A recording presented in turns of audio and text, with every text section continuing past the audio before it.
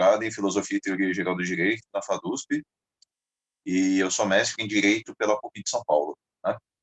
E hoje nós vamos falar aqui do tema, o professor Jean Fagin, melhor dizendo, vai falar para nós sobre o tema Estado de Coisas Inconstitucional no Brasil, né? Professor Jean Fagin, né? A quem aqui eu agradeço já inicialmente pelo convite e pela aceitação pronta, né? Assim que eu entrei em contato com ele, ele já me respondeu na hora positivamente. Nós agradecemos muito.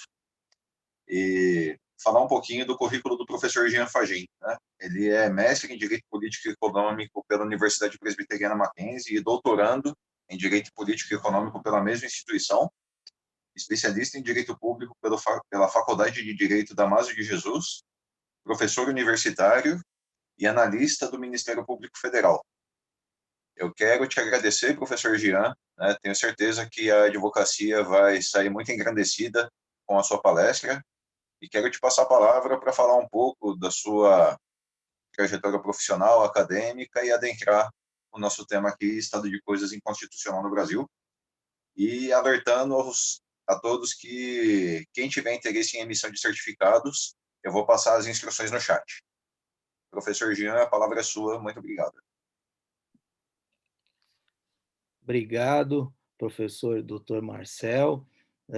Agradeço o convite, né, da OAB, a Comissão de Direito Constitucional da subseção da Vila Mariana.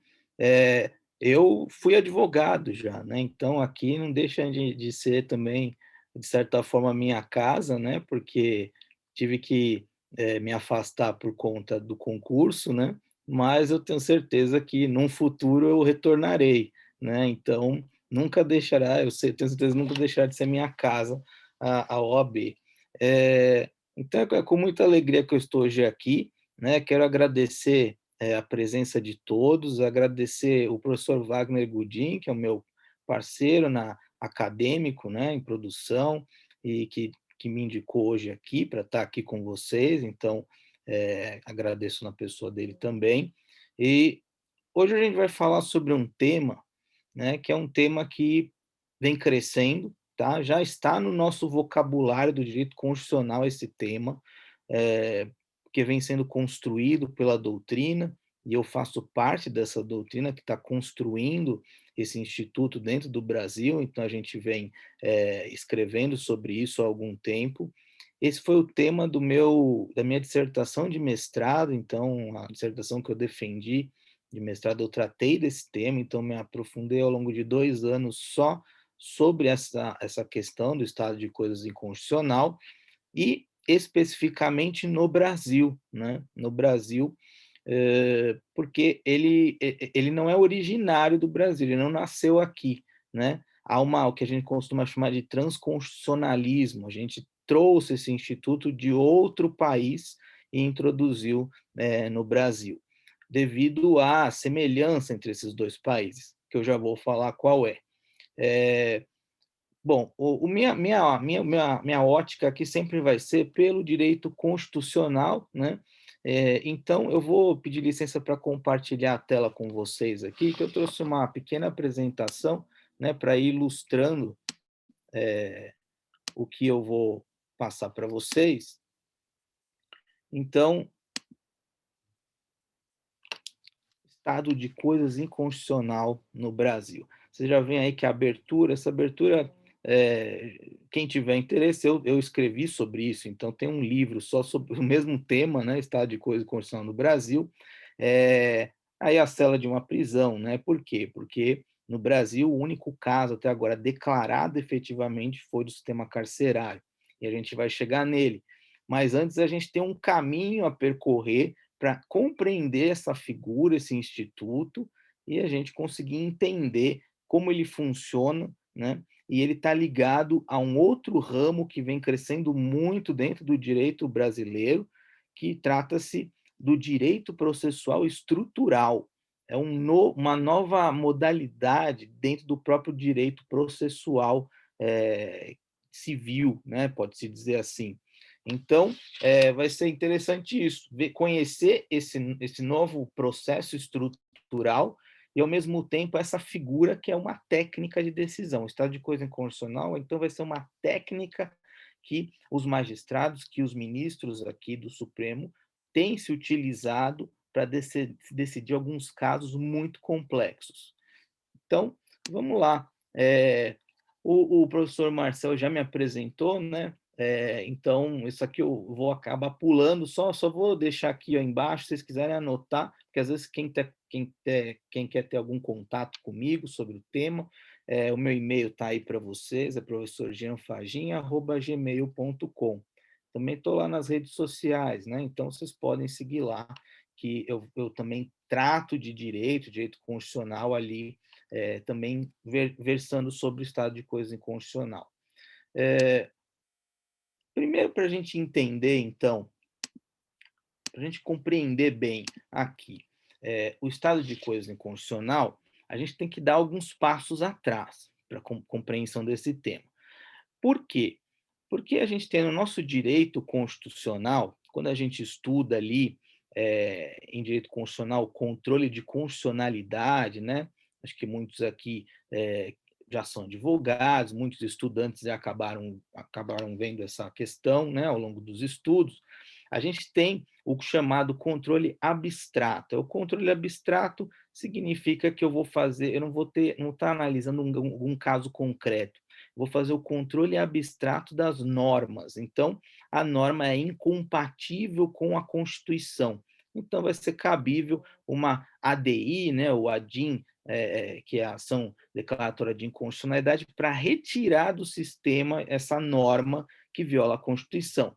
Mas não existem só normas que violam, existem omissões normativas que também violam a Constituição. Então, diante de omissões constitucionais normativas, é cabível aqui uma figura chamada de ADIM por omissão, ação declaratória de inconstitucionalidade por omissão.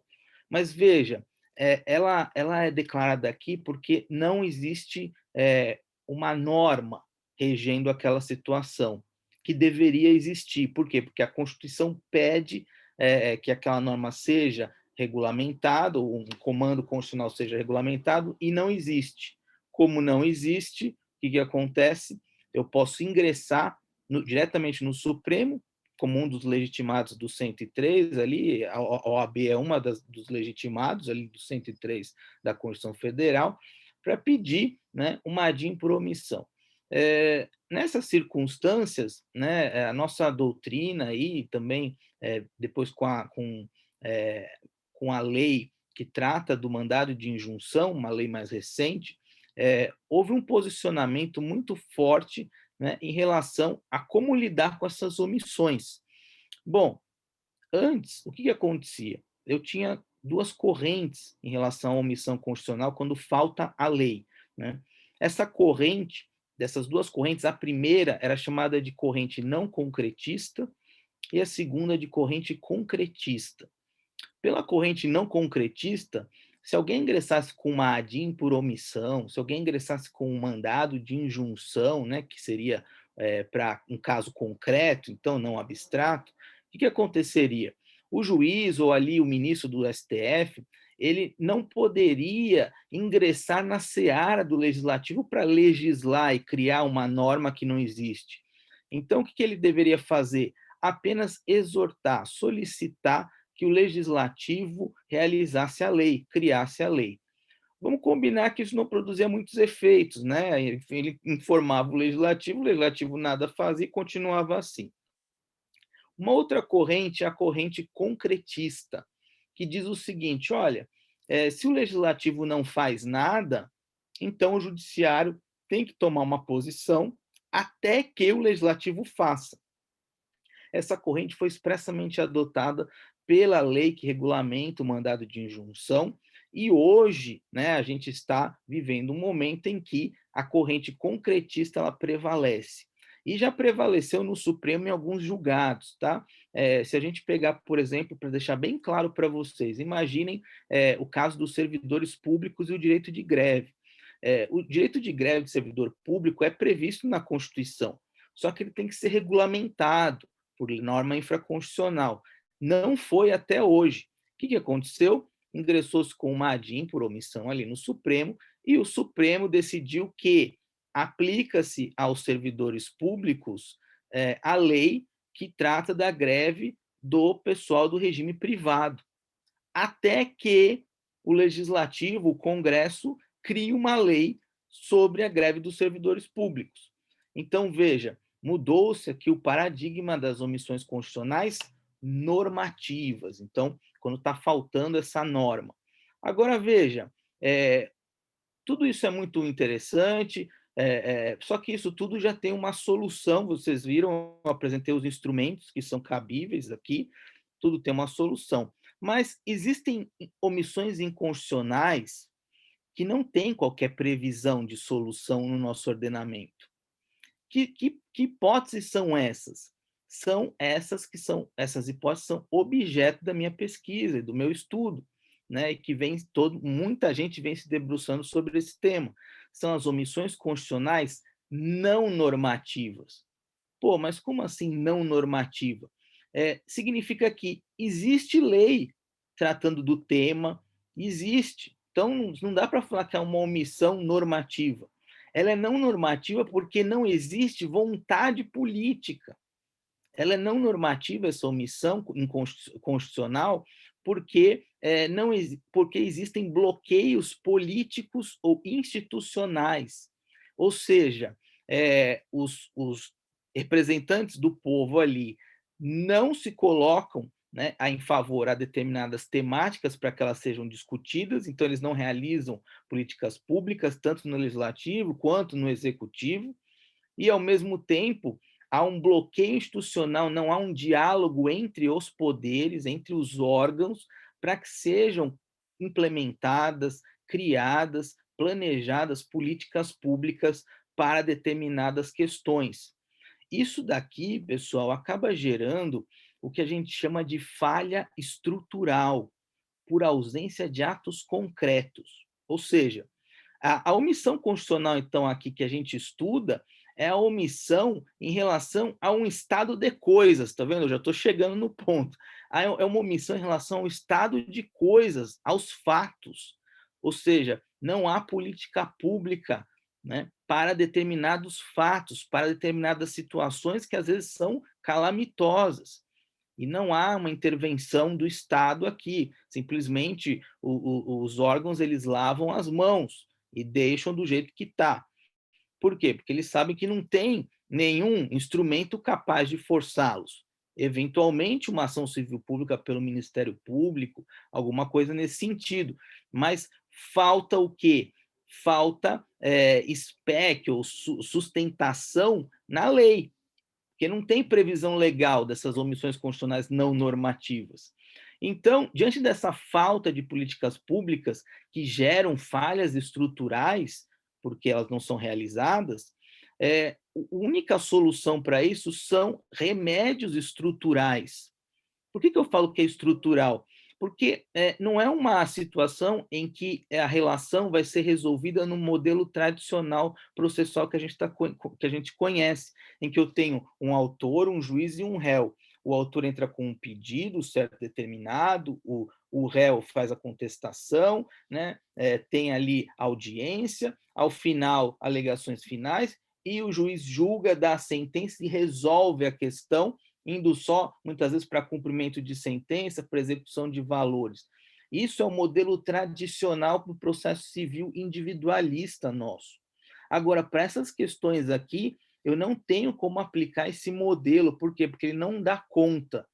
Porque, muitas vezes, no polo que seria o polo dos réus, aí, você vai ter uma infinidade de órgãos públicos que não se falam e que precisam, em conjunto, criar uma política pública e resolver o problema. Então, veja, é uma mudança de paradigma dentro do processo. É essa questão aqui que está em jogo. Então, o que o judiciário ele tem que assumir aqui? O judiciário acaba tendo que assumir, pessoal, um novo papel. Ele passa a ser um coordenador institucional para restabelecer esse diálogo entre os órgãos, entre os poderes. Então, veja, o judiciário ele passa a ter um papel muito importante na solução de conflitos, mas não de meros conflitos individuais, agora de conflitos complexos, de conflitos que envolvem diversos órgãos e que envolvem falhas estruturais do próprio sistema. Então, o primeiro ponto, então, para deixar claro para vocês aqui, é esse.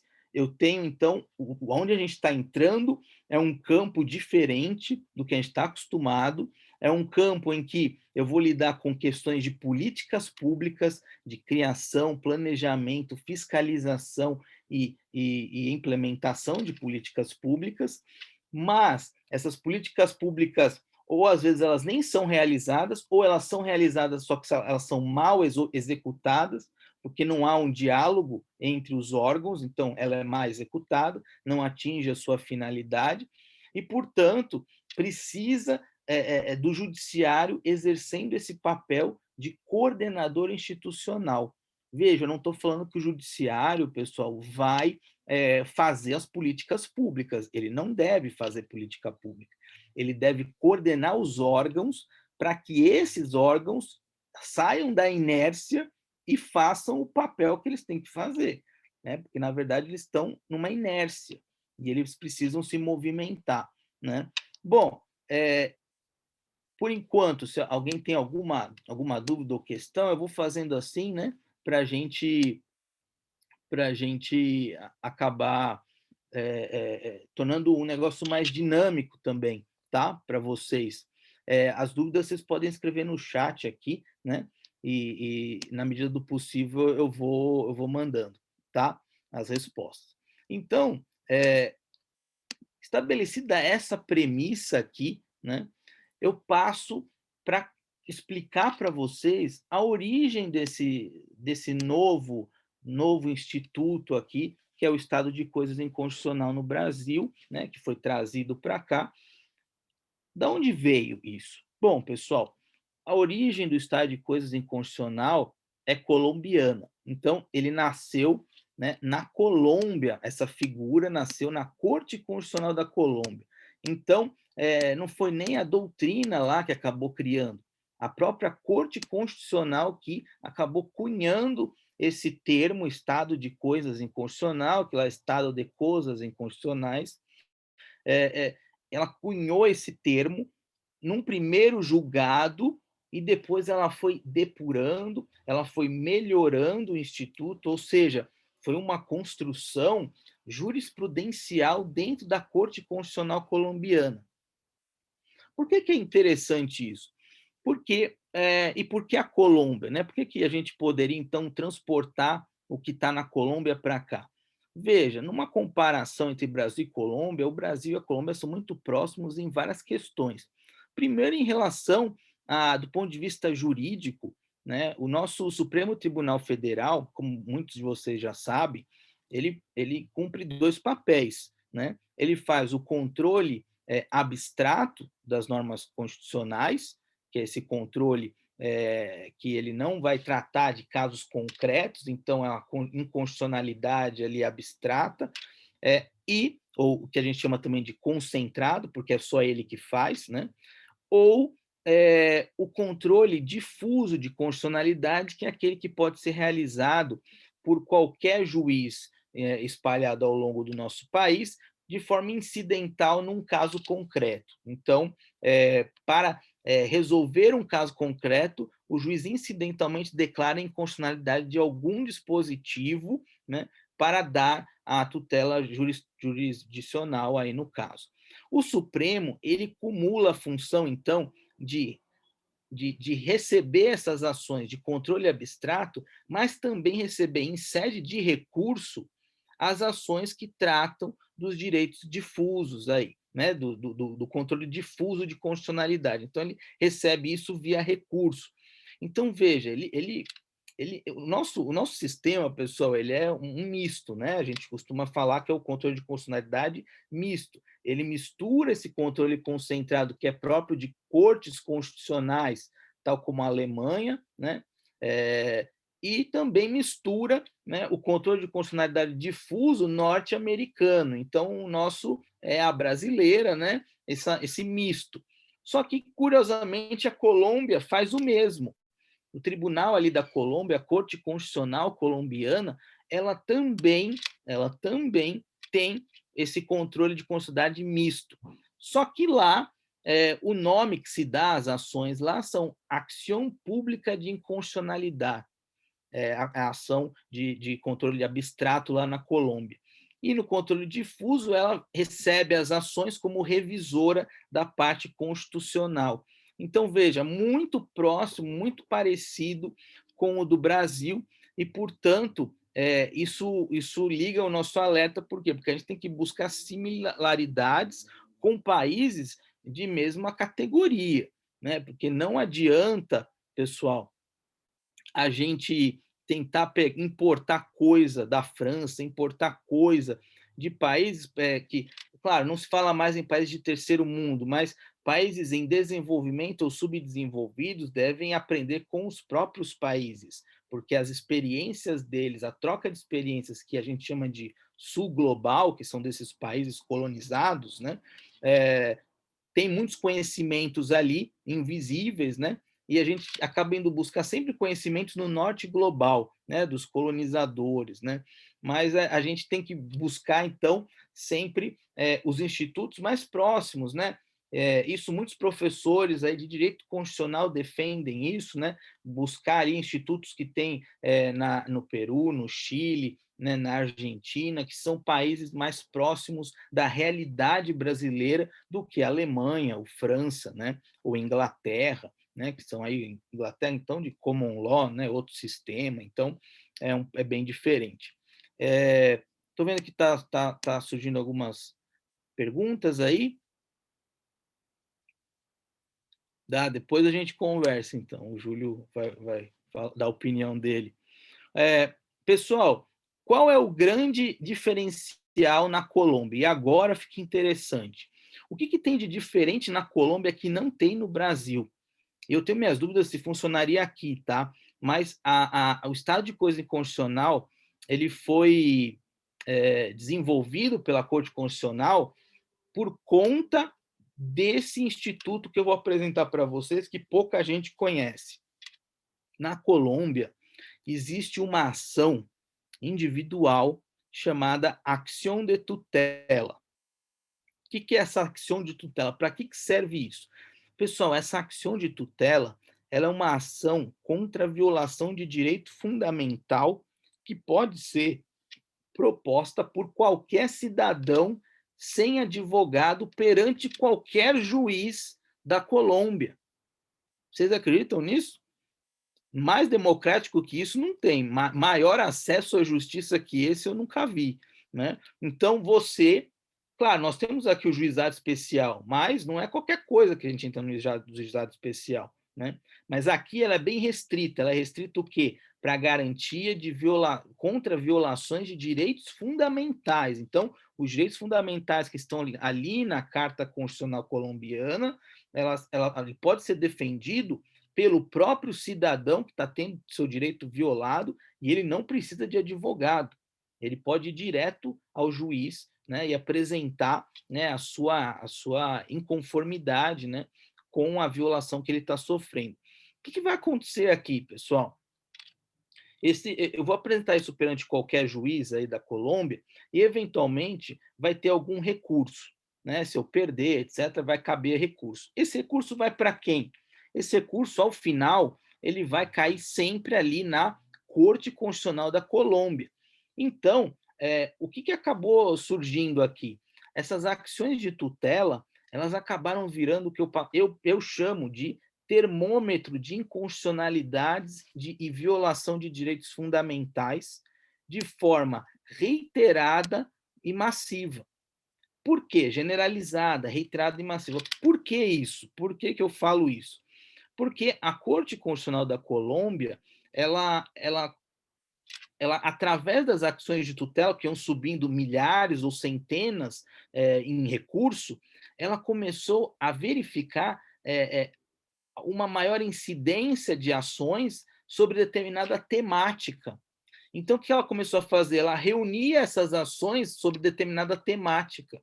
E aí tinha outras ações sobre outra temática. Ela começou a reunir essas diversas ações de tutela para verificar qual é o direito fundamental dessas pessoas que estava sendo violado. Quando ela fez isso, na verdade, ela criou um verdadeiro termômetro a partir das ações de tutela.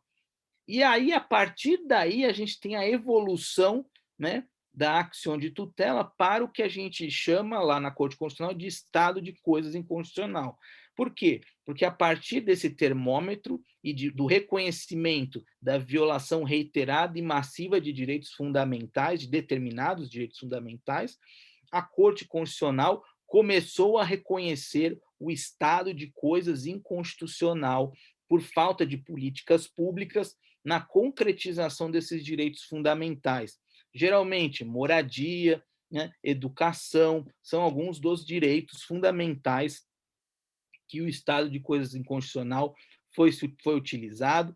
Esse estado de coisa constitucional também foi importado ali pelo Peru, então o Peru usa também esse instituto, tá? Ainda que eu estudei lá os textos de lá, e eles utilizam de forma equivocada, tá? Eles abriram e aplicam para qualquer situação, o que não seria interessante, porque banaliza o instituto, né? Mas é isso que acaba acontecendo. Então, a partir daqui, pessoal, eu quis mostrar para vocês a origem, então, de onde que veio esse termo, essa criação, esse instituto, e agora a gente vai conhecer, então, um pouco os casos, né, do sistema, dos estados de coisa inconstitucional da Colômbia. Claro, eu não vou falar de todos os casos aqui, tá bom? Não vou falar de todos, até porque são 8 casos. E aí demanda tempo, né? O tempo eu sei que a gente tem um bom tempo até, mas também eu não quero cansá-los. Então, o que eu fiz aqui para efeitos didáticos?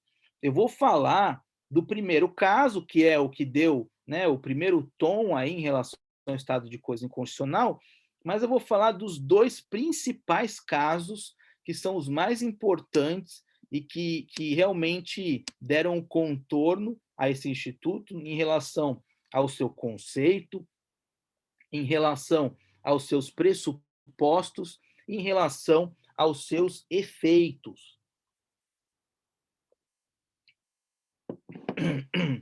Perdão. Em relação aos seus efeitos. Bom, são 8 casos, pessoal. 8 casos. A primeira vez que foi declarado, desculpa, tomei a água que desceu torto.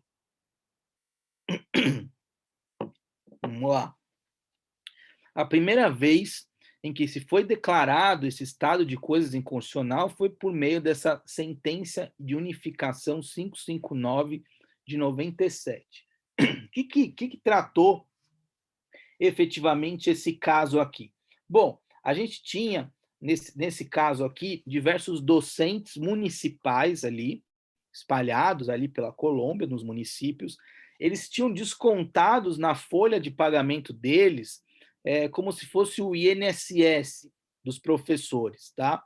Era separado lá o dos professores. Só que era descontado, mas não era repassado esse valor para um fundo. Então, eles estavam tendo desconto e não estavam sendo repassados. O que aconteceu? Eles falaram, está sendo violado o nosso direito aqui a Previdência Social. Começaram a entrar com ação de tutela, os professores, os docentes. Começou a chegar isso na Corte Constitucional. Opa, começou a subir o primeiro termômetro dela. O que ela fez? Ela juntou todos, por isso que é uma sentença de unificação, porque ela vai decidir e aplicar todos aqueles casos, né? O mesmo entendimento. E ela, analisando esses casos, ela viu o seguinte, olha, isso aqui é um estado de coisas inconstitucional.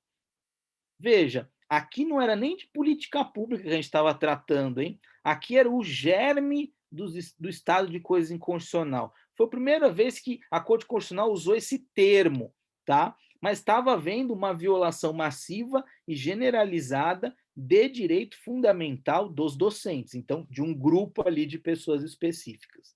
Tá? Veja, esse conceito, então, ele está muito fraco ainda no primeiro caso em que é declarado.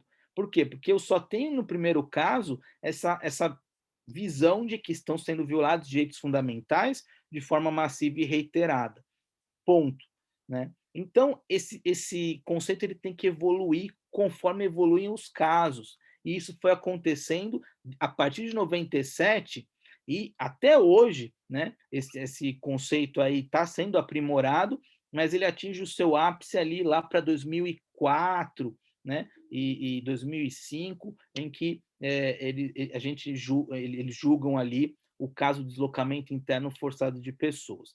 Mas, dando um pulo aí desse primeiro caso, porque entre o primeiro caso e o do sistema carcerário colombiano ocorreram alguns 2 ou 3 casos, mas que também não tiveram tanta relevância para delinear o conceito. O caso mais emblemático, né, tem a ver com o sistema carcerário. E não é por falta de razão que isso também acabou descambando aqui no Brasil também. Né? Ou seja, a questão que veio à tona aqui foi do sistema carcerário também. Então, no sistema carcerário colombiano, muito parecido com o brasileiro, embora o sistema carcerário colombiano não tenha o número de presos que o Brasil tem. Né? O Brasil tem mais de 750 mil presos hoje, sendo que desses 750 mil, cerca de até 40% é de preso provisório, né? Que está esperando julgamento. E a maioria por questão relacionada a drogas, tá? Que é uma pauta aí que está sendo discutida ao redor do mundo também. Então, pessoal, o sistema lá colombiano, o sistema carcerário colombiano era horrendo, né? Era desumano, né? Não dava dignidade. Aí muitos vão falar, não, mas o preso tem que sofrer, né? Mas não é bem assim, pessoal. A gente, quando está no direito constitucional, a gente anda de mão dada com com os direitos humanos, né? Ainda mais quando a gente está falando de direitos fundamentais, né? Por quê? Porque a gente não quer que aconteça conosco também, né? A gente tem que proteger a todos de qualquer abuso ou ilegalidade, justamente questões relacionadas à tortura, né? Penas cruéis ou degradantes, tudo isso é proibido pela nossa Constituição. Só que o que acontece? Quando você tem um local, né, em que há uma superlotação, né, e você não tem, por exemplo, uma pesquisa recente que eu fiz, você não tem médicos, e num momento de pandemia ainda, imaginem vocês na pandemia ali dentro. Então, assim, não estou querendo minimizar a situação de quem praticou um delito, não é isso. Mas eles têm que cumprir a pena privativa de liberdade, que essa é a pena deles, né? E não cumprir uma pena em dobro. Além da pena privativa de liberdade, uma pena que lhes retire a própria dignidade, né? Que é isso que vem acontecendo. Você ter uma cela para 8 pessoas e está dentro dela mais de 20. Então, é esse o grande problema dentro do sistema carcerário. Né? E isso aconteceu na Colômbia também. E aí, muitas ações de tutela, de novo, né? O termômetro começou a subir, porque chegando à ação de tutela, a Corte Constitucional Colombiana resolveu, pela sentença T153 de 98, declarar no sistema carcerário colombiano um estado de coisas inconstitucional, ou seja, é um fato que não tem políticas públicas, né, que estão surtindo efeitos. Até tem alguma coisa acontecendo, só que é uma falha estrutural do sistema, os órgãos não dialogam, há bloqueio político. Por quê? Por que há bloqueio político, pessoal, em relação ao sistema carcerário? Isso é importante a gente também pontuar. Porque a gente, né, acabou de passar de uma eleição aqui, né, o primeiro turno, nenhum político vai na TV ou vai na sua candidatura falar que vai construir presídios, né, que vai melhorar a vida dos presos dentro da prisão. Isso não dá voto, isso não dá dividendo político e, portanto, esses grupos minoritários eles são invisíveis e, portanto, não tem políticas públicas para eles. Né? Então, nesse sentido, é que há necessidade de efetivamente o judiciário intervir para que retire da inércia os outros poderes que não estão agindo, não estão realizando as políticas públicas, porque tem verba para isso, né? Por mais que fale que não tem verba, no Brasil tem um fundo penitenciário, né? Que não sei se vocês já jogaram na Mega Sena, vira atrás o papel da sua Mega Sena quando você vai jogar, para você ver que vai uma porcentagem ali para o fundo penitenciário, né? De todo o prêmio lá da Mega Sena. Então, vai dinheiro sim para lá, vai bastante dinheiro. Então, a primeira decisão efetivamente estrutural, né, que tratou da questão estrutural, foi a do sistema carcerário colombiano. Beleza? Então, essa ausência de políticas públicas, da proteção dos direitos fundamentais dos presos, etc., deu o tom aqui para que a Corte Constitucional colombiana declarasse o estado de coisas inconstitucional. Agora, veja, o que é importante a gente frisar aqui, toda a Corte Constitucional, pessoal, ela exerce um papel que a gente costuma chamar de contramajoritário. O que quer dizer isso aqui? Quer dizer que sempre que a gente está numa democracia, deve prevalecer, claro, a vontade da maioria. Tudo bem, de acordo, né? Todos nós concordamos com isso. Só que não é porque existe a vontade da maioria que a minoria deve ser esmagada, ignorada, ou, como, né, se ouviu dizer, mude-se de país, né, se você não gosta. Não é isso. Isso não é um Estado democrático de direito. Né? No Estado democrático de direito, você tem que atender a todos. Né? Ainda que as políticas majoritárias, ali, públicas majoritárias, não atendam às minorias, quando são violados direitos fundamentais dessas minorias, elas têm todo o direito de buscar no judiciário a sua proteção. Por quê? Porque quem a protege é a própria Constituição. E o Supremo Tribunal Federal é o guardião da Constituição. Assim como é na Colômbia, a Corte Constitucional da Colômbia. Ela é a guardiã da Constituição. Então, essas cortes constitucionais, elas realizam um papel que a gente costuma chamar de contramajoritário, ou seja, contra essa maioria, que às vezes a maioria pode virar uma maioria da tirania, que é isso que a gente costuma ver aí na doutrina e na academia. Existe, né, muitas teses, dissertações tratando sobre isso, da tirania da maioria. Isso não é admissível. Né? Então, o estado de coisa inconstitucional está ao lado disso, desse caráter de papel contramajoritário que o Corte Constitucional tem. Por quê? Porque, geralmente, essas políticas públicas que têm falha estrutural, que têm problemas, elas dizem respeito a algum grupo vulnerável, alguma minoria. Geralmente é isso que vai acontecer. Tá? Então, o que ele fez aqui, o Judiciário? Né, a Corte Constitucional da Colômbia. Ele determinou ordens aqui, mas ele determinou ordens precisas e com prazos para serem cumpridos. Ele conseguiu desbloquear, né, o diálogo institucional, né, então os órgãos tiveram que se falar para resolver o problema, e conseguiu construir e reformar presídios para que gerasse 20 mil vagas de presídios. Parece pouco mesmo, né? Mas esse aqui não foi o ápice do estado de coisa inconstitucional, ou seja, de uma boa, obtenção, né, de dividendos, vamos dizer assim, em relação ao estado de coisa inconstitucional, porque teve uma falha importante. Qual foi a falha? A principal falha aqui, gente, foi que não houve esse monitoramento posterior, que é o que a gente chama de monitoramento pós-providência. O que significa isso? Olha, quando eu falei lá do processo civil tradicional, lembra que eu falei, quando o juiz dá a sentença, ali acabou, né? Tem o cumprimento da sentença, transitou em julgado, não cabe mais recurso, acabou a tutela jurisdicional, né? Quem tem que dizer o direito, acabou ali. Agora, numa situação de falha estrutural, quando o juiz ou o ministro ali, né, da Corte Constitucional dá a decisão dele, ele não pode simplesmente tratar isso como um processo tradicional. Né? Por quê? Porque a partir do momento que ele dá a decisão e deixa de monitorar, aqueles órgãos que eram inertes voltam a ser inertes. Eles vão parar de dialogar, eles vão voltar ao status quo. Então, o judiciário, o novo papel do judiciário aqui é justamente fazer essa coordenação institucional e a palavra-chave aqui é monitoramento posterior, ou monitoramento pós-providência.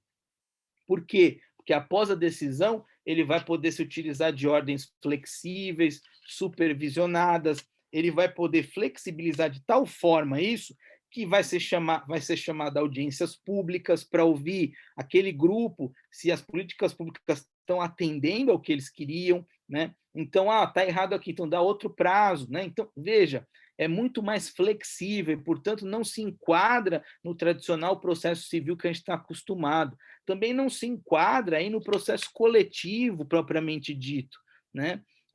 Por isso que se fala numa terceira via de processo estrutural, que é completamente diferente das outras vias e que tem essa possibilidade de abertura para um diálogo, né, em que todos cumpram algum papel e que deixe que o legislativo e o executivo cumpram os seus respectivos papéis, sem que o judiciário também acabe ingressando indevidamente na seara que não é a seara que ele deve atuar, né? Ele deve atuar como um coordenador, como um estimulador ali para que se realizem essas políticas públicas. Então, aqui, esse sistema, então, do sistema carcerário brasileiro, o caso do sistema carcerário colombiano, ele demonstrou um grande avanço, por quê? Porque aí passou a tratar de decisões estruturais, né? Decisões estruturais, decisões aí que buscavam remédios estruturais, só que a falha dele, principal aqui, foi parar na decisão e não seguir. Bom, isso foi, depois, foi superado. Por quê? Porque, pessoal, a gente vê aqui que é um conceito aí que vem sendo construído nos últimos 23 anos na Colômbia e, portanto, ele vai sendo testado, e aí onde há o erro, eles tentam acertar depois. Então, houve um outro caso, e esse aqui eu peço a atenção de vocês, esse caso é irrelevantíssimo, tá? Porque às vezes a gente fica prestando atenção à guerra da Síria, né? Porque fala, nossa, tem muitos refugiados, né? Pessoal, a Síria, ela chegou a ter um número de milhões ali de deslocados internos, ou seja, pessoas que saíram de onde moravam, determinados bairros foram bombardeados e foram para outros, e aí não tinha moradia, etc, etc. Mas aconteceu isso em função de praticamente um estado de guerra ali, né, que está ocorrendo. Agora, veja, ninguém falou da Colômbia. Ninguém, durante todo esse tempo, falava ou saía nos jornais ou em notícia, falando da Colômbia, do deslocamento interno forçado dos cidadãos da Colômbia. Então, o que aconteceu lá na Colômbia? A Colômbia chegou a ficar, pessoal, em segundo lugar, ela só ficou, acho que, atrás da Síria mesmo, em relação a pessoas que foram deslocadas de forma forçada de suas casas e moradias. As Farc, não sei se vocês já ouviram falar das Farc, né, Forças Armadas Revolucionárias Colombianas. Essas Farc, ela tem uma ideologia e para ela atingir e impor essa ideologia dela, ela se vale, né, do tráfico de drogas como subsídio, né, para sustento aí das suas atividades que envolvem terrorismo, envolvem vários tipos de atividade, né, de sequestro de estrangeiros, etc. Bom, o que eles começaram a fazer, pessoal? Ali, isso para idos de 2003, 2004, tá? Naquele período ali. Eles começaram a obrigar as pessoas que eram da zona rural lá da Colômbia a trabalharem para eles. Ou seja, usarem as terras deles para eles plantarem maconha, plantarem drogas, etc., né? Para cultivar drogas, etc. E que eles falavam o seguinte: ou é bala, né? Ou você entra, ou você morre, né? Poblo, né? Que tem aquela série o Narcos, né? Que fala nisso, né? Mas de qualquer forma, eles falaram o seguinte: ou vocês trabalham para a gente, ou vocês vão todos morrerem. O que essas pessoas fizeram? Quem era honesto, quem era trabalhador, né? O que fez? Fugiu. Isso não é questão de fugir porque quis. Ele foi forçado a fugir. Por isso que a gente fala que é um deslocamento interno forçado de pessoas. E veja, está aí na sua tela, 6 milhões, né, somando todos, até ali meados de 2004, 2006, 6 milhões de pessoas foram afetadas com isso.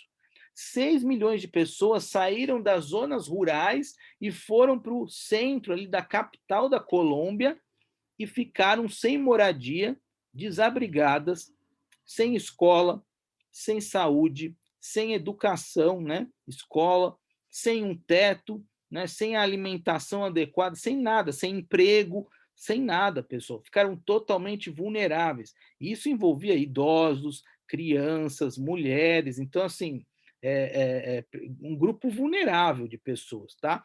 Os idosos e as crianças, aí a gente pode considerar hipervulneráveis, né?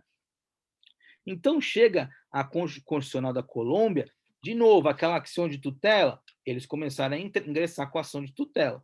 Chegou lá na Corte Constitucional, ela viu, opa, um termômetro aqui, eram muitas, eram milhares de ações. E aí, né, a Corte Constitucional, vendo a gravidade, declara o estado de coisas inconstitucional, e aí sim, aqui, ela estabelece pressupostos para a declaração desse estado de coisas inconstitucional. Então, o primeiro pressuposto, que já era um que já vinha sendo construído, violação massiva, reiterada e generalizada de direitos fundamentais, e agora ela vai dando maior contorno, omissão das autoridades devido a bloqueios políticos, institucionais e estrutural. Então, veja, ali não tinha vontade política para resolver a questão. Por quê? Porque era uma população pobre, uma população que não tinha voz, uma população invisível ali. E, portanto, o governo continuou dando seguimento à vida ali como se eles não existissem, esses 6 milhões de pessoas, né, deslocadas ali dentro. Né? Bom, aí que acontece? A Corte Constitucional da Colômbia, pessoal, ela começou a se valer de ordens flexíveis e ela começou a direcionar essas ordens para todas as autoridades de diferentes poderes. Por quê? Porque ela conseguiu tirar da inércia e abrir um diálogo sobre uma questão gravíssima que estava ocorrendo lá dentro. Né? Ao final, não ao final, porque até hoje, eu vou falar para vocês, até hoje está correndo e está aberto esse processo aí do deslocamento interno forçado de pessoas, tá? Isso é uma característica, não fiquem assustados, isso é uma característica dos processos estruturais e do estado de coisa inconstitucional. Você só encerra a demanda quando houver a superação, for constatado, né, pela Corte Constitucional, que houve a superação do estado de coisas inconstitucionais, ou seja, superou-se as falhas estruturais com remédios estruturais. Acabou-se o problema. Então, ao final ali de 2010, que foi até onde eu pude acompanhar, né, que tinha catalogado, a Corte Constitucional colombiana ela realizou o monitoramento posterior, então, portanto, ela deu uma virada muito grande aqui no que antes se tinha. Veja, antes, naquele do sistema carcerário, eu parava na decisão e não deixava do jeito que estava. Agora, não. Aprendendo com os erros, ela deu continuidade aqui e fez o monitoramento posterior à decisão que declarou o estado de coisa inconstitucional. E ela acabou expedindo novas ordens, realizou mais de 14 audiências públicas para ouvir a população e mais de 84 autos de acompanhamento diferentes, né, das diferentes regiões e de tudo que estava acontecendo. Então, veja a magnitude que tem, né, e a força que tem essa figura. Então, estabelecido tudo isso, pessoal, perdão, vamos lá. Estabelecido tudo isso, a gente consegue, então, agora, e acho que fica mais fácil para vocês visualizarem, o conceito do estado de coisas inconstitucional. Então, esse é um conceito não que eu criei, né? Eu cunhei esse conceito, retirando aí desses 8 casos, né, os principais pressupostos, os principais caracteres aqui.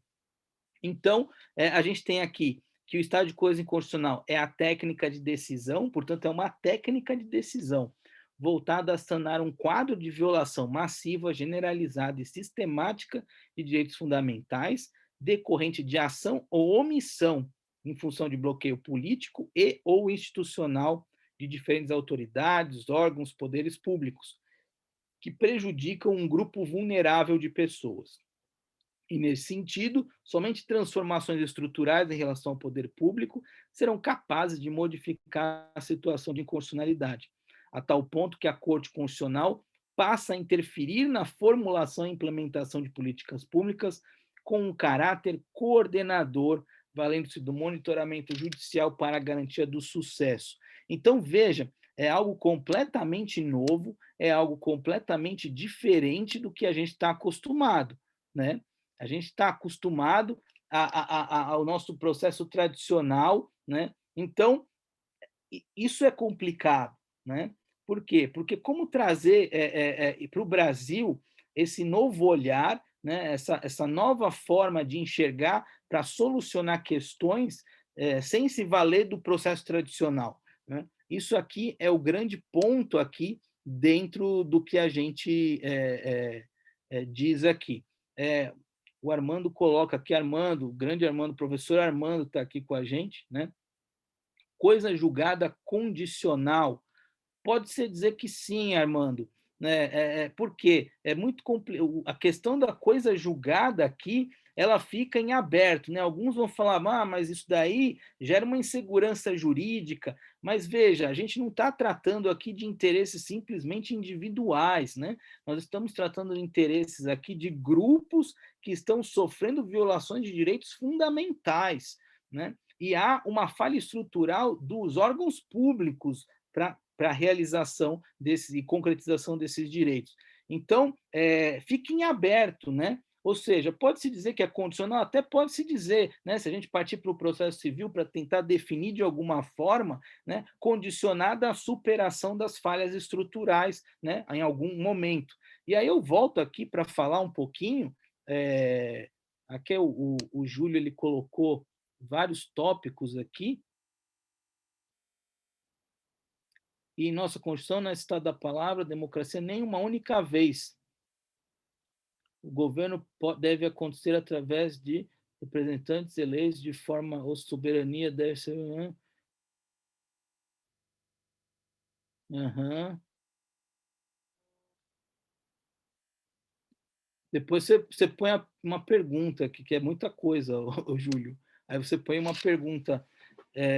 O que foi interessante, nesse caso da Colômbia e do deslocamento forçado foi que em 2017, pessoal, as Farc conseguiu um acordo com o governo, não sei se vocês acompanharam isso, e eles prometeram que eles iam se desarmar e desde que fossem anistiados de todos os crimes e que eles pudessem fundar um partido político para concorrer às eleições.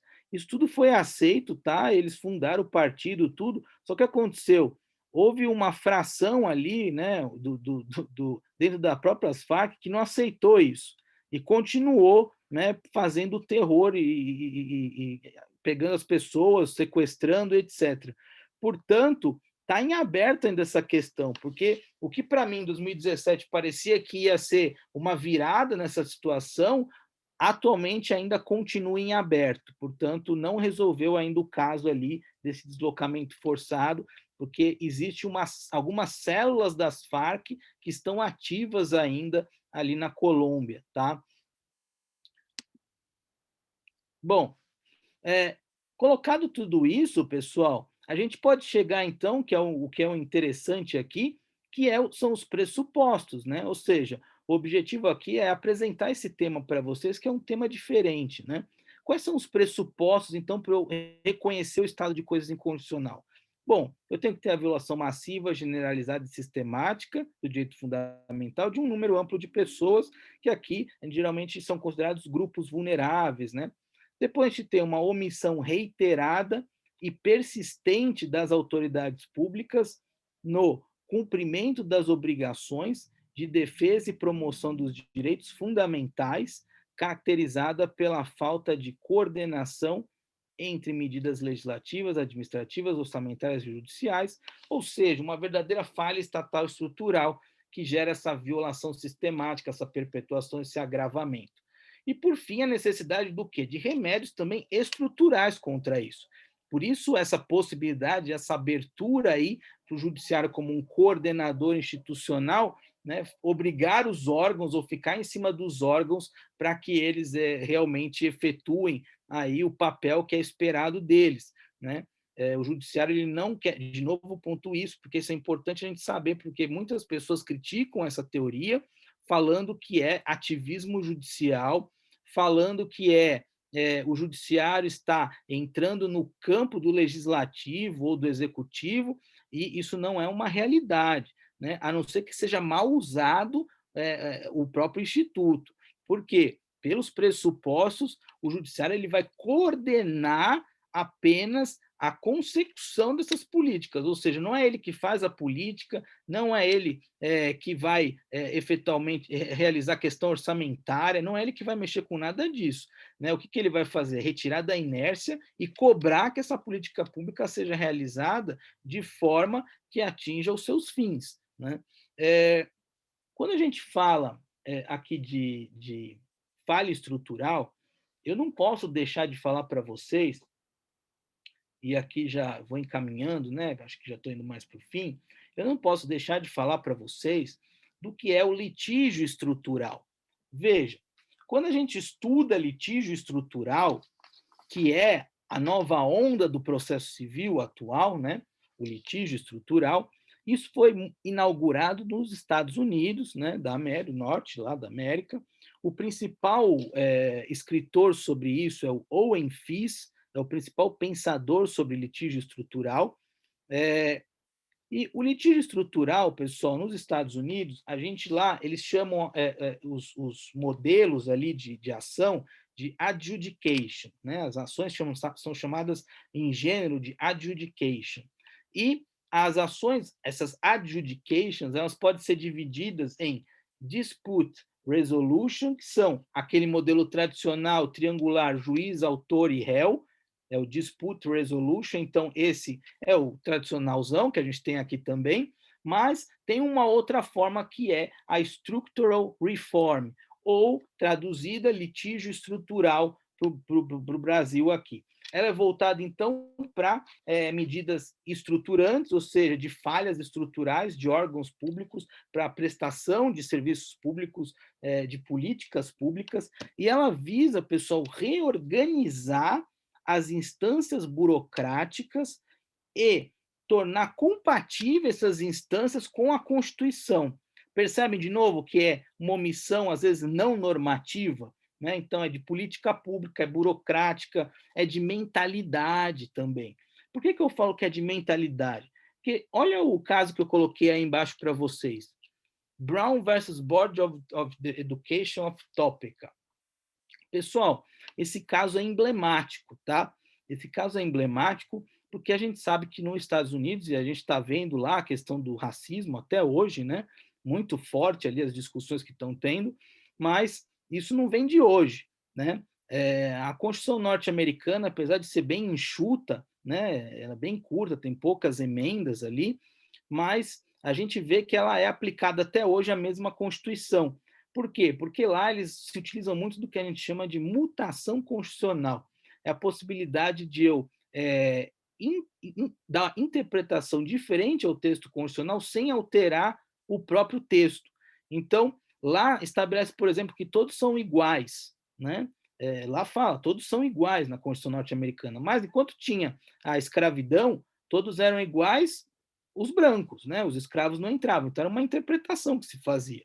Essa interpretação mudou, né, depois e estabeleceu o seguinte: acabou a escravidão. Então, qual a interpretação que vai ser dada agora?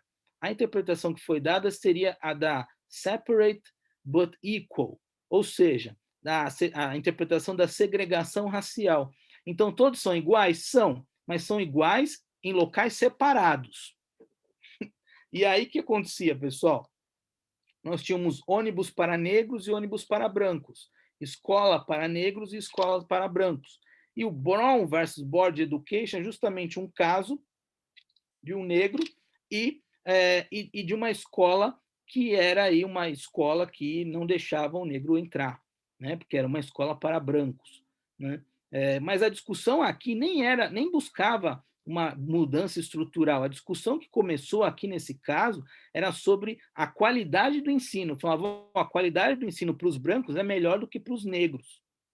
E aí, a partir daí, a corte lá norte-americana, a Corte Suprema, ela acabou aumentando o escopo até do que era a ação, né, para identificar aí uma falha estrutural, reconhecer o litígio estrutural e, portanto, que deveria ser alterado a própria burocracia, né, ou seja, a própria mentalidade da época para fazer superar, então, aquela ideia do separate but equal.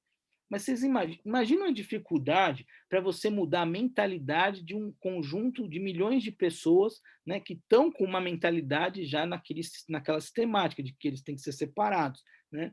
Então, é algo gradual. O Brown versus Board Education of Topeka, ele falhou no primeiro momento. Precisou do Brown 2, né, para efetivamente aí foram contratados mais funcionários, novos funcionários, foram criadas novas escolas. Então, foi se diluindo isso com o tempo, né? Mas veja, enfrentar isso é muito difícil porque são situações complexas e que demandam remédios complexos.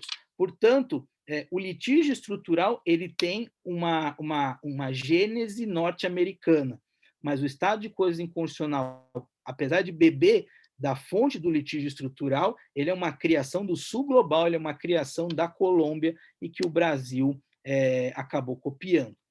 Aqui eu vou indo para o final, pessoal, até para não ficar cansativo, né? Para vocês, daí a gente fica nas perguntas aí.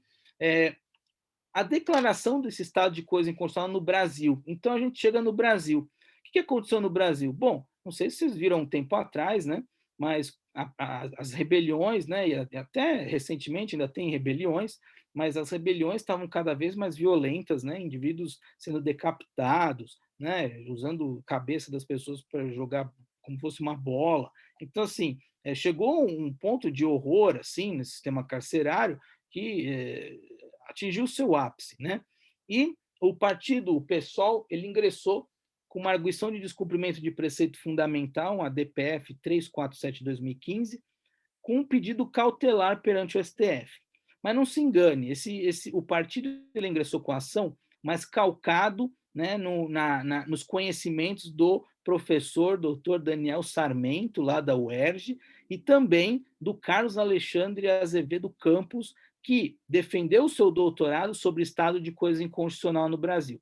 Então, o Alexandre Campos ele foi o primeiro a falar disso no Brasil e foi o que serviu de base para a petição inicial do PSOL, tá? Que o Daniel Sarmento era o orientador, né, do Carlos Alexandre. Então, veja, eu explico aqui, eu dou até a origem das coisas, né? Eu vou buscar para mostrar para vocês, nada é por acaso, tá, pessoal?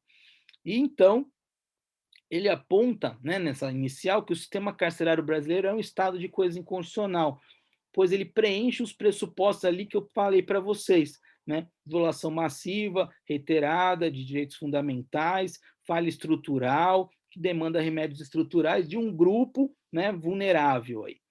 Bom, dentre os diversos pedidos, né, que foi numa cautelar, tinha lá da aplicação do fundo penitenciário para a melhoria das condições dos presídios. Pessoal, nesse momento aqui, que eu me lembro, estava o Michel Temer no poder, né, que ocorreu o impeachment, o Michel Temer estava no poder, essa ação foi ajuizada em 2015, tá? E o fundo penitenciário estava bloqueado, assim, ele estava contingenciado. Eles iam usar esse fundo e o Michel Temer baixou um decreto para desviar o dinheiro do fundo para outra coisa. E aí já tinha essa ação no Supremo já, hein? E aí bateram o pé e conseguiram, né, para que esse dinheiro ficasse para o sistema penitenciário. Então vocês vejam o bloqueio político aí, né? Ninguém quer investir mesmo, né? Então teve criação e implementação de políticas públicas, outro pedido aqui, interpretação da ordem processual penal para evitar aquela cultura do encarceramento com a audiência de custódia que estava começando a aparecer em 2015, e o objetivo de redução da superlotação. Bom, foram deferidos alguns desses pedidos, mas o mais importante aqui é que foi reconhecido pelo Supremo Tribunal Federal o estado de coisas inconstitucional no Brasil. Eu sempre gosto de exemplificar alguns pontos, porque as pessoas acham que é frescura. Pessoal, durante as minhas pesquisas, eu pude constatar que, assim, em relação por exemplo, presídios femininos, né, a questão do absorvente para as mulheres não tem, tá? Elas não têm. Então, sabe o que elas fazem? Elas usam miolo de pão quando estão no período menstrual. Então, é esse o nível de barbaridade que acontece no nosso sistema. E, portanto, diante dessas barbaridades, se vocês quiserem ler sobre isso, peguem a decisão do Supremo, essa DPF 347, leiam inteira, vocês vão entender bem, né, o sistema no Brasil, né, carcerário do Brasil. Então, foi concedido, só que acontece? Desde então, desde 2015, diversas entidades, Defensoria Pública de cada um dos estados do Brasil, estão intervindo na ação, né, pedindo para fazer parte, né, como terceiro interessado, ou como amigo da corte, amicus curiae, para ser ouvido, pastoral, todo mundo está entrando, né, para tentar dar uma opinião sobre a questão, e, portanto, até hoje, pessoal, a gente está em 2020, faz 5 anos, e ainda não saiu uma decisão de mérito final, falando, olha, confirmo que é o estado de coisa inconstitucional e apresentar um plano, o poder público apresente um plano, né, para a gente de política pública para melhoria, né, do sistema. E nesse meio período, em 2017, 2018, teve novas rebeliões e arrancaram cabeça de gente lá no Pará, essas brigas entre as facções. Então, é esse o quadro que a gente encontra então no Brasil atualmente, né? A gente teve a declaração desse, eu vi que aportaram no Supremo mais algumas ações que fazem uso do estado de coisa inconstitucional, mas que eu considero indevido, porque eles não estão observando os pressupostos, pessoal. E aí era o medo, que é o Lenny Streck, Celso Campilongo, grandes juristas criticaram na época que saiu o estado de coisa inconstitucional, que eles falaram, olha, isso aí vai banalizar e vai virar uma ubiquidade, ou seja, cabe o estado de coisa inconstitucional em qualquer lugar. Portanto, então, o Congresso é corrupto, então é um estado de coisa inconstitucional, vamos fechar o Congresso. Então, vocês percebem? Começa até a virar piada, né? Então, esse é o temor de quem é estudioso, de quem está trabalhando com esse tema, de que seja banalizado, né? E, recentemente, o Barroso, o ministro Barroso, falou que, né, a violação ao meio ambiente é um estado de coisas inconstitucional. Bom, é difícil porque os pressupostos aqui, né, a gente viu quais são os pressupostos, né? E vamos ver o que vai acontecer, né? Mas eu espero que respeitem esses pressupostos para não banalizar. Então, fale que é uma falha estrutural, que é um litígio estrutural, mas não fale que é um estado de coisa inconstitucional, que já está bem delineado o que ele é, né? E esse é o problema hoje no Brasil em relação a esse tema, né? Então, pessoal, era isso que eu tinha para passar para vocês, esse conhecimento em relação ao tema. Eu vou ficar aí aberto, então, para perguntas, para vocês que tiverem alguma dúvida em relação ao tema. E também, né, se tiverem mais interesse, quiser aprofundar, tem o livro do Carlos Alexandre de Azevedo Campos, Estado de Coisa Inconstitucional, tem o meu livro, Estado de Coisa Inconstitucional no Brasil, que são os 2 livros que trazem essa doutrina básica aí sobre o tema que eu falei aqui hoje com vocês. E aí eu fico, então, doutor Marcel, professor Marcel, eu fico à disposição para as perguntas aqui dos nossos participantes.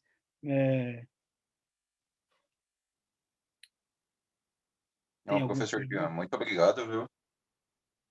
Foi muito bacana, fiquei prestando atenção o tempo todo, muito interessante mesmo esse tema, né?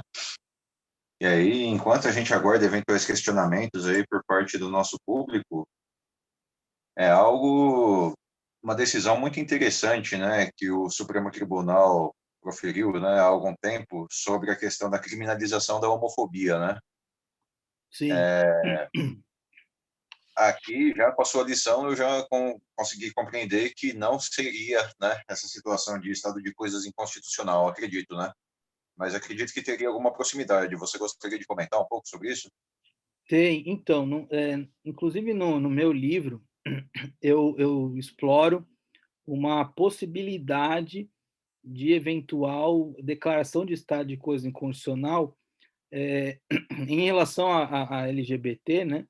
Mas em específico aos transexuais. Porque, pelo levantamento, isso aqui, pessoal, não é achismo, nada, tá? É levantamento de dados mesmo que eu fiz, né? Tem uma instituição internacional que faz esse monitoramento no mundo inteiro, e é aterrorizante porque você vê que a cada 1.000 mortes, né, em função pela pessoa ser aquilo que ela é, né, ser transexual, a cada 1.000 mortes, 400, cerca de 400 acontecem só no Brasil. Então, isso para mim ligou um alerta de que é um estado de coisa inconstitucional. Não há políticas públicas para proteção dessas pessoas, de forma alguma, né? Então, eu vejo assim, eu não concordo totalmente com a forma que o Supremo resolveu o problema, né, estendendo, porque a gente sabe que em direito penal, né, não existe analogia em malam partem, né? Então, ali eu achei complicado, porque você está estendendo um crime, né? É o conceito de um crime ali para outras situações, a gente aprende desde as cadeiras lá na universidade que isso não pode, né? Mas o Supremo, né? Quem controla o Supremo, né? Mas, de qualquer forma, é, ele é uma resposta a essa violência que vem ocorrendo, né? Ele ali criminaliza a homofobia e isso acaba também albergando os transexuais, etc. Mas a taxa em relação aos transexuais é absurdamente alta, assim, em relação ao restante. Eu acho que esse é um grupo focal que mereceria alguma atenção, né, pelo que está acontecendo. E é mais alta no Nordeste, parece, pelo levantamento lá. No Nordeste matam mais pelo fato de ser transexual também. Então, eu acho que esse levantamento é interessante. Eu fiz no meu livro, né, também esse levantamento. E recentemente eu fui olhar isso e piorou. Então, assim, não é uma coisa que estabilizou, melhorou, não, piorou. Ainda os dados são de 2019, foram piores do que o de 2016. Então, é um negócio que está desandando. E a gente sabe que não há mais políticas públicas alguma, né, em relação a esses grupos, né? Por isso que eu entendo que, para não banalizar o Instituto, né, o meu medo é esse, o meu principal medo é a banalização, porque aí, uma vez que banaliza, aí perde o sentido do Instituto, porque é um nome bonito e aplica para tudo que é caso, e aí desanda, né, e esvazia, né, o poder que ele teria para enfrentar esses casos pontuais aí, né? Mas eu acho que é por aí.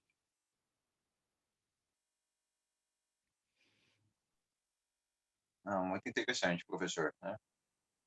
Eu vi Realmente, que né, é um tema que desperta muita curiosidade, né?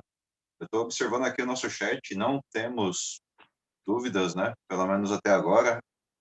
Então, já gostaria de nos encaminharmos para o final aqui, né?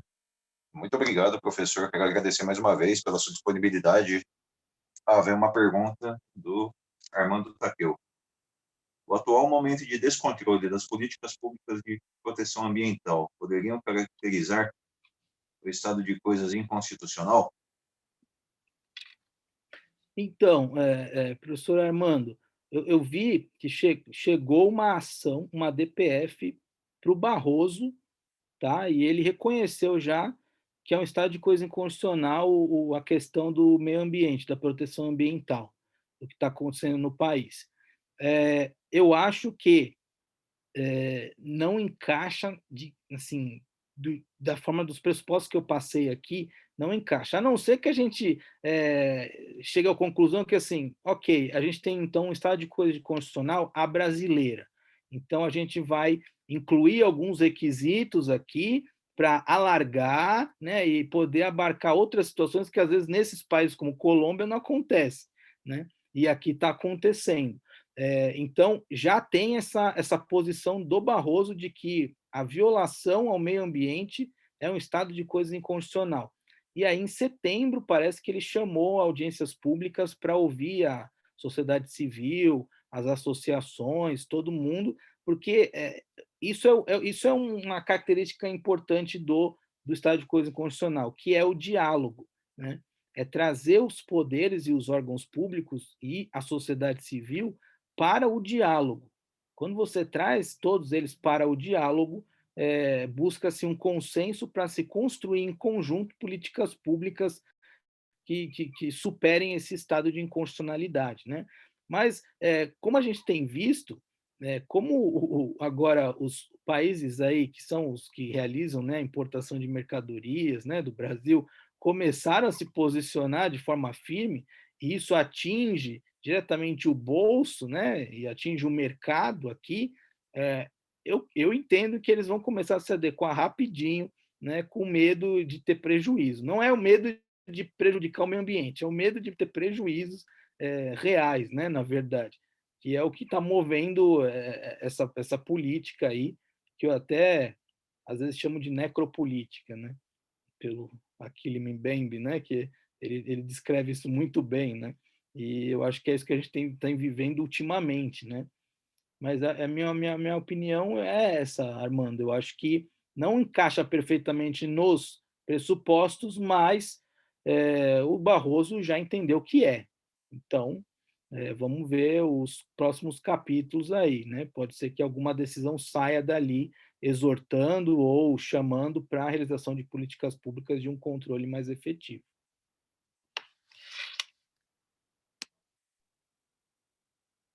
O, tem o Júlio, Júlio, né, que ele mandou de novo aqui. O Júlio está com a mão levantada. É que acho que não dá para abrir câmera aqui, né? Não, Então, não dá, é infelizmente. Eu só, coloquei essa pergunta no é só chat. por escrito. Então, vamos ver o que o Júlio fala aqui. Soberania popular por sufrágio universal. Soberania exprime a condição de autoridade máxima. Popular significa que o povo é o detentor. Processo de escolha de voto. Sim. Universal, ausência de restrição. É um grupo de eleitores filiado a um partido, é o grupo total de eleitores. Tá, esses são todos conceitos de direito eleitoral, direito constitucional eleitoral, eleição minoritária, eleição majoritária, ok. Candidato democraticamente escolhido, candidato cooptado.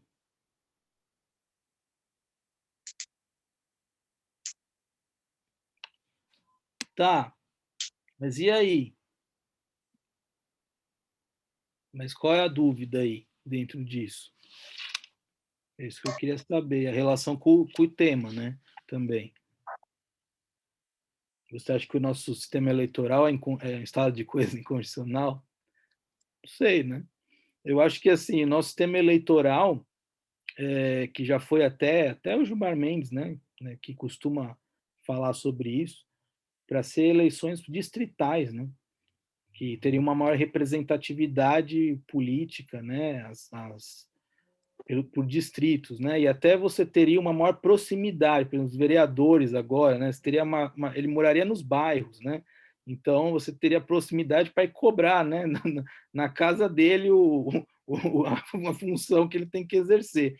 Então, isso já vem sendo cogitado e defendido há algum tempo, esse modelo de eleição distrital, né? Tem até projeto de lei. Se eu não me engano, tem alguns projetos de lei já sobre isso também. Mas tem projeto de lei de tudo, né? Então, não dá para a gente se pautar por isso também. Mas eu não sei, a dúvida assim, é uma crítica, mas eu não peguei aqui. Eu sei que você colocou muitos conceitos, né, que estão na Constituição ali, são conceitos de direito constitucional, mas que eu acho que é uma crítica ao legislativo que você está fazendo, né? E, em parte, é o legislativo que não age quando deveria, né? Por isso que dá essa tensão entre os poderes e isso faz parte também, mas isso faz parte do sistema democrático, né? A gente ter tensão entre os poderes, eu acho que é algo que faz parte, E é importante ter essa atenção, porque mostra que a democracia está viva, né? Porque é, é um poder tentando, a ideia do check and balances, né? A ideia da separação de poderes, um poder tentando tirar o outro da inércia, né? O cobrando do outro, né? Para que faça a sua parte, né?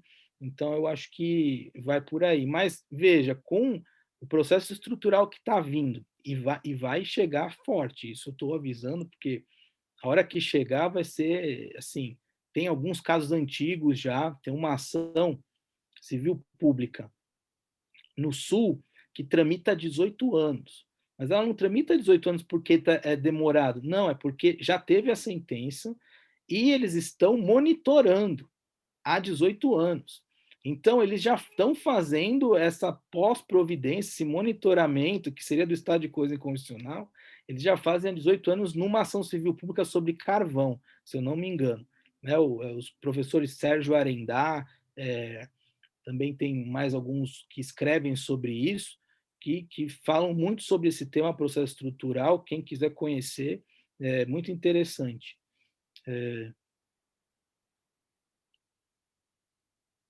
A pessoa tem dúvida do certificado. Hum. Não, tá ótimo. Bom, professor Jean, muito obrigado mais uma vez, né? Eu não canso de agradecer, né, a todos os professores que vêm até a OAB Jabaquara, né? Aqui nesse momento, né, de isolamento de forma virtual, né? Então, esperamos, né, que em breve a gente consiga voltar a fazer as palestras em forma presencial, né? Eu acho que é bem interessante, né, ter essa questão da interação mais aproximada, mas eu acho que continua, mesmo depois, né, que passar essa pandemia, eu acho que esse nosso formato continua válido, né? Eu acho que é interessante porque, eventualmente, o palestrante não tem condições de se deslocar, né, e a audiência, eventualmente, também não tem a condição de se deslocar até o local do evento, e acho que isso acaba facilitando um pouco, né? E em relação ao certificado que a Bruna perguntou, basta vocês me encaminharem um e-mail, né? Eu coloquei em alguns momentos isso no chat. Vocês me mandam um e-mail simples, né? Mencionando a nossa palestra de hoje e dando nome completo e CPF, né? Com isso, eu vou elaborar uma lista, encaminhar para a OAB e depois que a OAB me retornar, eu retorno para os senhores por e-mail com o código para que cada um consiga baixar o seu certificado. Ok? Maravilha. Não, eu agradeço, Marcel, muito obrigado aí pelo espaço, pela oportunidade de expor um pouco da minha pesquisa, né, do tema que eu tenho me dedicado há algum tempo, e eu espero que tenha sido proveitoso para todos. O pessoal quer um contato comigo? Eu tinha posto aqui, mas eu posso colocar no chat aqui. Vou jogar aqui para vocês no chat. Aí, se vocês tiverem dúvida, alguma coisa, vocês podem mandar para mim ali, é professorjeanfagin@gmail.com, tá? Até o Júlio, eu vi que ele quer esclarecer melhor, aí você pode mandar para mim, Júlio, ali. Aí a gente se fala, Não, tá ótimo. beleza? Então, é, muito obrigado a todos, né, pela audiência. Com certeza, né, fazer uma palestra não tem sentido nenhum se a gente não tem audiência. E aqui, no caso, nós tivemos muitas pessoas presentes aqui, né, nos assistindo, muito bacana mesmo. E agora eu fiquei preocupado, né? A Bruna fez uma consideração que não recebeu no chat, né? Que eu mandei em alguns momentos. Ninguém recebeu? Deixa eu escrever só o Não. e-mail aqui, então. Que eu mandei para todos os palestrantes e todos os participantes também, né? Deixa eu colocar aqui. Ah, nossa, eu estava mandando só para os palestrantes. Eu mandei também. Eu mandei de novo. Ah, Deixa eu tentar mandar aqui aí para não dá, todos. né? Ah, aqui. Foi até um agradecimento para o Wagner aqui, agora novamente. Então, é só vocês encaminharem para esse e-mail, marcel.brasil@gmail.com. E agora esse é o meu e-mail, pessoal, também. Eu tinha mandado aqui, tem aqui a opção mandar só para os palestrantes. Aí não tinha Sim, visto, né? É, mas acho é que a agora opção que foi. fica marcada naturalmente, né? Isso é, que já fica padrão. Então, perfeito. E, professor, o senhor já está convidado a voltar em breve, né? Eu vou entrar em contato, né, Ah, muito para obrigado. fazermos uma outra palestra. Se quiser continuar falando sobre o estado de coisas inconstitucional no Brasil, ou se quiser falar de um outro tema da sua preferência, né? O senhor já está convidado aqui publicamente, né? Para Ah, não maravilha, dizimado, né? maravilha. Tem muito E, tema que a gente pode falar interessante. não, com certeza, né? Aqui o que alegra muito é ver a seriedade da sua pesquisa, né? Tudo muito embasado. É uma coisa que infelizmente falta, né? De forma geral na nossa sociedade, né? Sim, Especialmente na internet, em que todos têm a oportunidade de falar, mas nem todos buscam falar com fundamento, né? E aqui no sim. caso a sua palestra é muito bem explicada, científica, né? Como não poderia deixar de ser, né? Muito obrigado. Mais uma vez, Obrigado. muito obrigado a toda a nossa audiência. Então, aguardo o e-mail dos interessados para emissão dos certificados e sigam também nossas redes sociais. Basta procurar no Instagram, no Facebook, Comissão de Direito Constitucional da OAB Jabaquara Saúde. Boa noite a todos. Bom final de semana. Boa noite. Boa noite, Marcelo. Tudo de bom. Boa noite, pessoal. Até Tchau, lá. tchau.